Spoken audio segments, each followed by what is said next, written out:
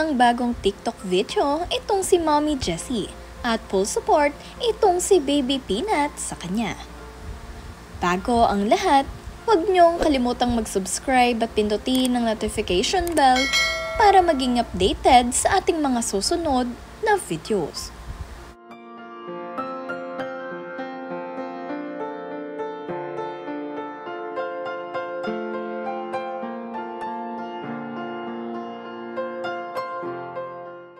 Napaka-cute nga ng reaksyon nitong si Baby Peanut habang nagsasayaw itong si Mommy Jessie Mendiola.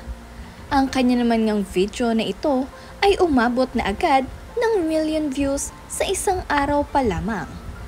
Sa video ay ibinahagi nitong si Mommy Jessie Mendiola ang kanyang pangangatawan ngayon at ang kanyang bagong hairstyle, na kung saan very effort nga din nitong si Mommy Jessie at talaga namang nag-attire pa ito.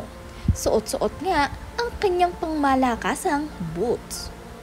Sabi nga rin nitong si Mommy Jessie Mendiola sa kanyang post ay ito ang kanyang 10 months post-pastrum.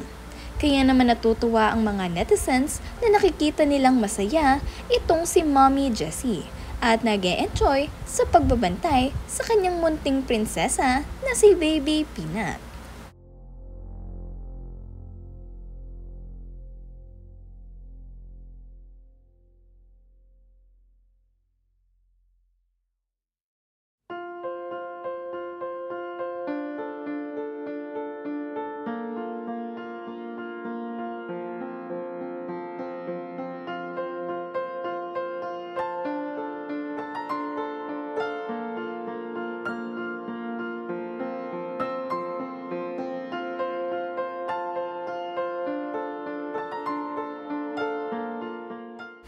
Sabi nga rin itong si Jessie sa kanyang post, "Sumakit balakang ko sa Greedy Dance Challenge, kaya ito na lang muna.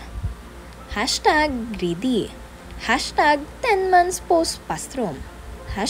#just for fun." Ibinahagi nga rin niya ang kanyang bagong video ngayon kung saan siya ay nagsasayaw at kung makikita niyo naman nga ay malaki ang improvement sa kanyang pangangatawan. Kaya naman masaya itong si Mommy Jessie na ibinahagi ang video na ito. At sabi nga niya sa kanyang post, "Subok lang to. Matagal-tagal nang hindi nakakasayaw ang ate Jessie nyo. O seryoso pa mukha ko kasi nagbibilang pa yan ng beat sa utak. Sumakit yata balakang ko pagkatapos. Just had to try this awesome dance choreo by the super talented Niana Guerrero. #greedy. #hindi kinaya. #mama Jessie. #10 months post-pastrum. #body positivity. #be kind. #just for fun."